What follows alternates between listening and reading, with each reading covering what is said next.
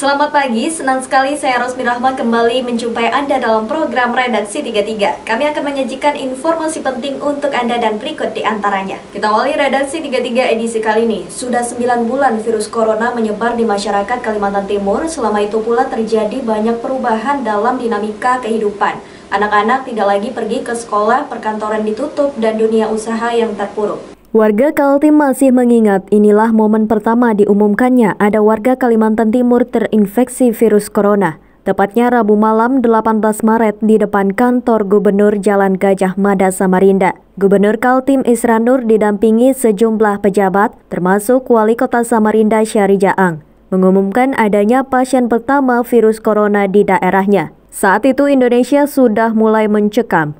Gencarnya pemberitaan media di berbagai penjuru dunia, terutama dari kota Wuhan, Tiongkok yang menjadi kota pertama datangnya virus, membuat semua negara menyusun kembali strategi pertahanannya, terutama dari serangan virus yang semula dijuluki nama virus Wuhan ini. Di Kalimantan Timur, sejak ada pasien pertama, Gubernur langsung menyatakan situasi KLB atau kejadian luar biasa. Mengikuti protokol KLB dibentuk juga Satuan Tugas Penanganan dan Percepatan Penyembuhan COVID-19. Dari tingkat pusat sampai provinsi dan kabupaten kota berada di bawah satu komando Satgas COVID-19.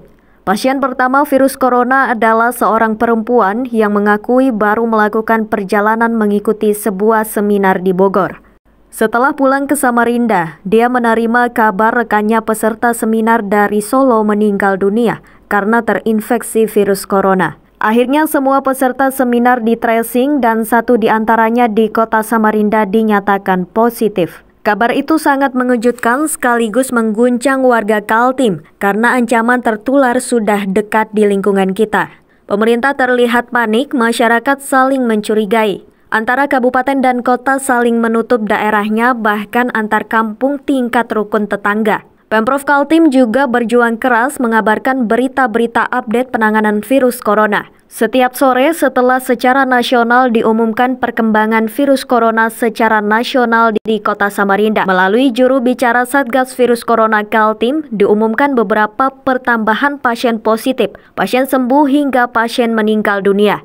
Semua bergerak, Wali Kota Samarinda juga mengantisipasi adanya penolakan warga terhadap jenazah yang tertular virus corona. Pemerintah Kota Samarinda akhirnya secara cepat menyediakan lahan pemakaman di Desa Serayu Tanah Merah, Lempake, Samarinda Utara. Inilah pemakaman khusus bagi pasien virus corona yang meninggal dunia. 9 bulan berlalu, kini total yang tercatat terinfeksi virus corona di Kalimantan Timur sampai 28 Desember 2020 ada 26.078 orang dengan jumlah pasien positif yang sembuh 21.974 orang. Jumlah pasien positif meninggal dunia 727 orang dan kasus aktif masih 3.377 pasien. Tim Kaltim TV melaporkan.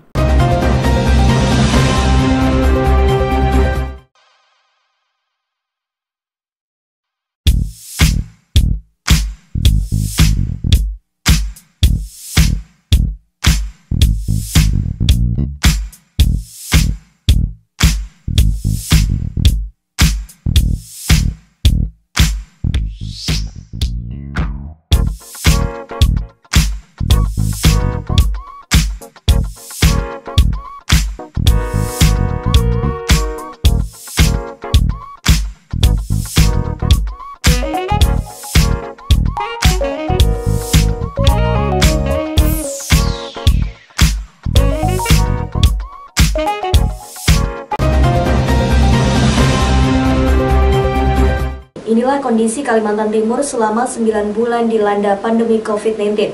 Meski tempat-tempat perbelanjaan masih terlihat ramai, sesungguhnya pertumbuhan ekonomi di seluruh kabupaten dan kota Kalimantan Timur mengalami pelemahan. Data dari Badan Pusat Statistik menyebutkan Kaltim pada triwulan ketiga 2020 mencatatkan pertumbuhan ekonomi sebesar 2,39%. Kondisi ini masih baik dibanding situasi nasional yang mengalami minus sehingga masuk ke resesi ekonomi. Pandemi COVID-19 telah membuat semua sektor usaha terpuruk, kecuali usaha di bidang kesehatan dan komunikasi yang naik, sedangkan pengusaha lain sampai harus menutup usahanya karena tidak sanggup membayar gaji karyawan. Pedagang di pasar ikut terpukul. Mereka berjualan agar usahanya tidak sampai mati, karena kalau sampai tutup akan sulit untuk bangkit kembali. Sejak Maret pertama kali diumumkan ada pasien virus corona di Kaltim, usaha-usaha mereka langsung terjun bebas. Begitulah situasi yang terjadi. Pemerintah pusat hingga provinsi dan kabupaten kota harus berjuang keras keluar dari kemelut ekonomi yang terpuruk. Ditambah lagi munculnya pemotongan anggaran dari pemerintah pusat, sehingga Pemprov Kaltim dan kabupaten kota juga harus merefocusing anggarannya bahkan sampai 40%. APBD Kaltim tahun 2020 yang semula dicanangkan dalam peraturan daerah sebesar 12,29 triliun, akhirnya meleset tersisa menjadi 10,38 triliun. Ini masih dalam situasi yang baik sehingga walau ada pandemi COVID-19, masih banyak ditemui proyek-proyek pembangunan berjalan. Tim Kaltim TV melaporkan.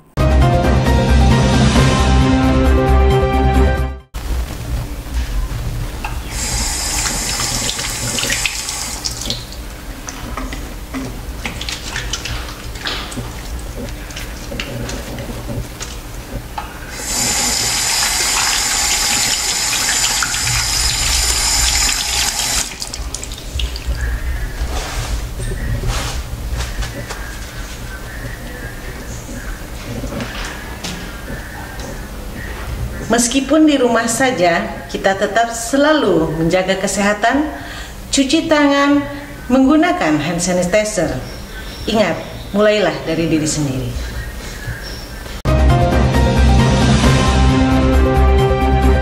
Kita awali redaksi 33 edisi kali ini. Tutup tahun 2020, Musyawarah Wilayah Partai Amanat Nasional Kalimantan berhasil menetapkan seorang nahkoda baru untuk memimpin partai 5 tahun ke depan.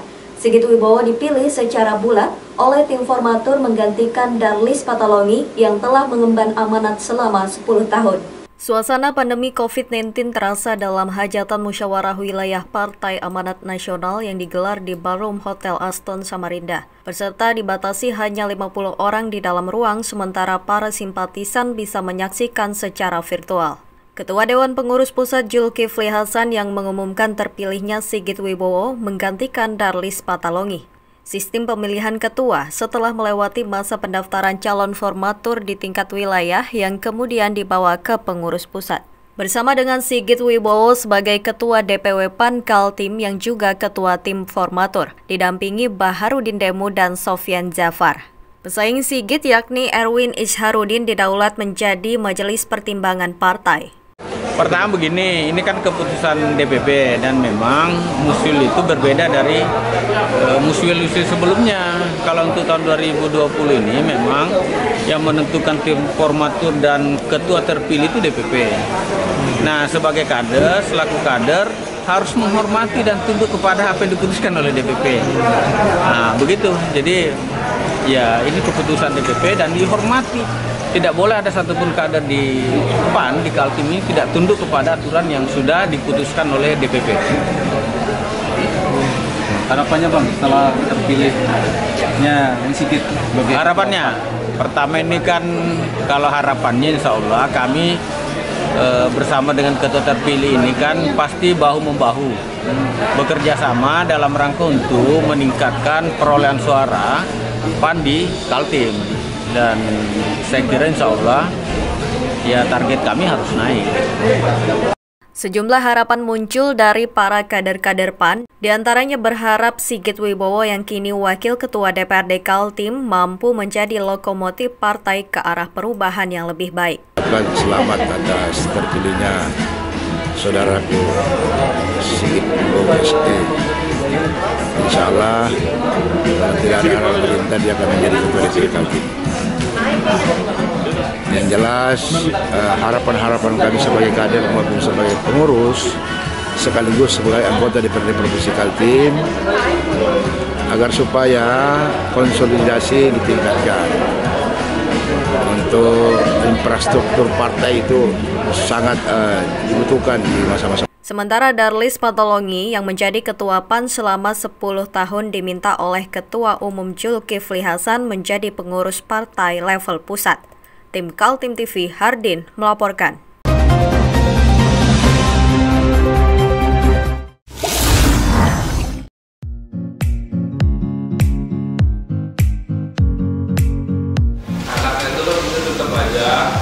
Cara mudah beriklan digital di Kaltim TV.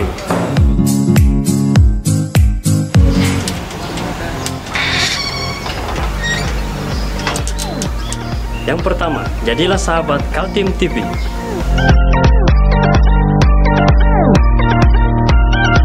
Dengan Rp1 juta, para sahabat mendapat 20 kali tayang di slot berita kamu.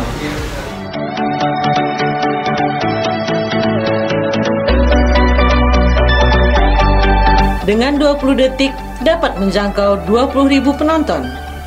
Anda beruntung karena mendapat kesempatan perdana dari kami. Ayo jadilah sahabat Kaltim TV.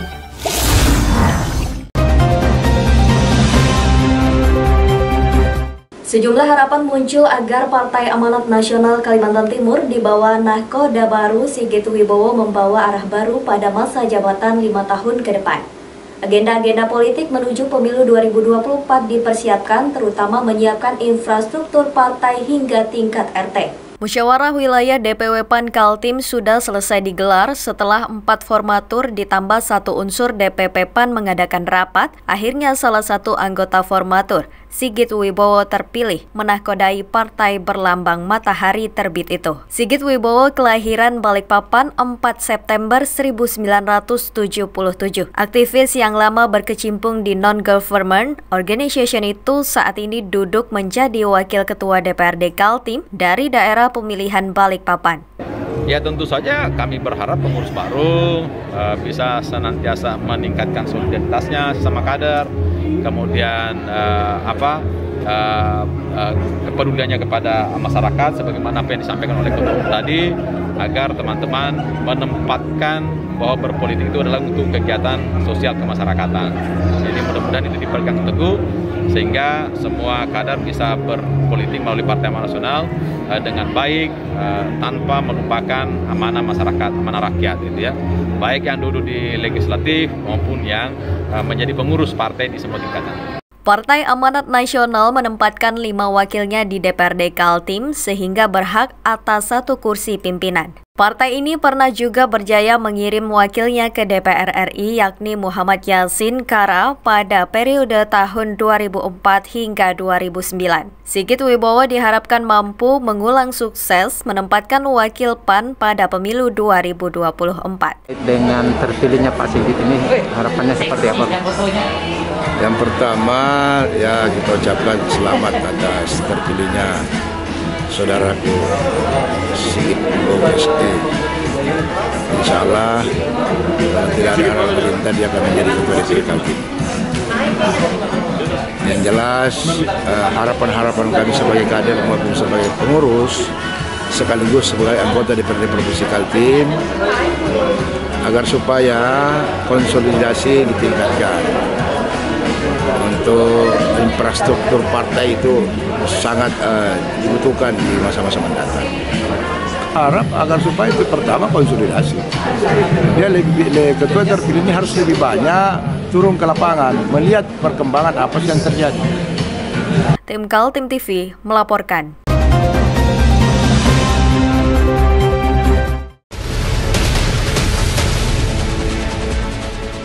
Mari kita memerangi virus corona dengan mematuhi imbauan pemerintah, stay at home.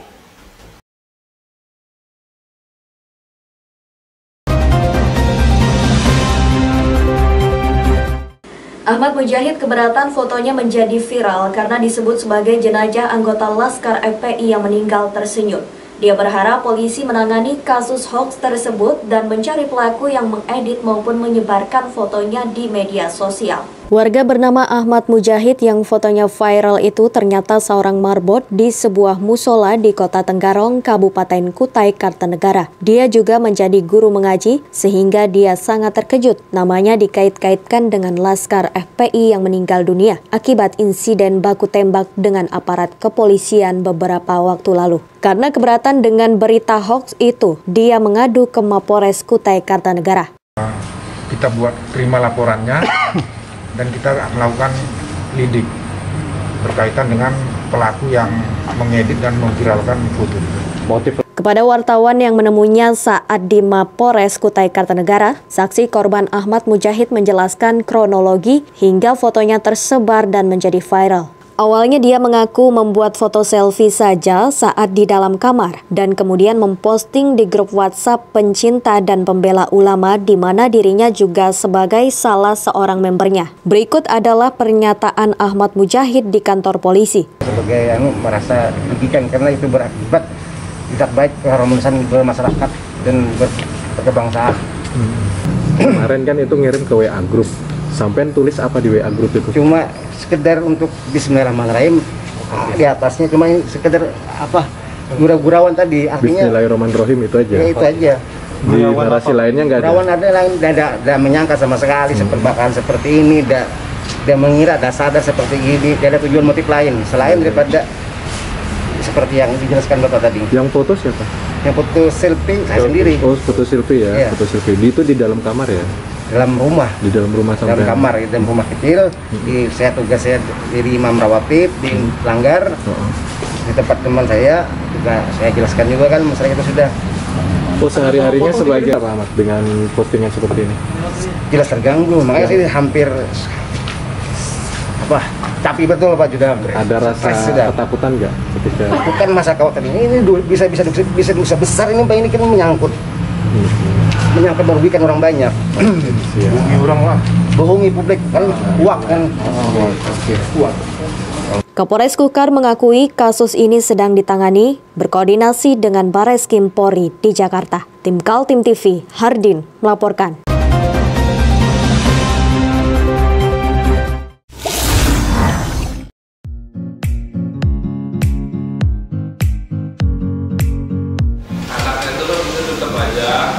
Cara mudah beriklan digital di Kaltim TV.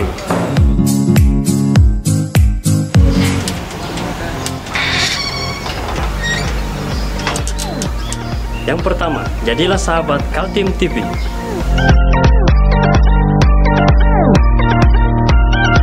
Dengan Rp1 juta, para sahabat mendapat 20 kali tayang di slot berita kamu.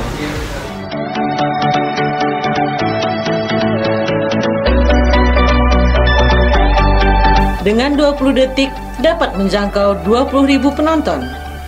Anda beruntung karena mendapat kesempatan perdana dari kami. Ayo jadilah sahabat Kaltim TV.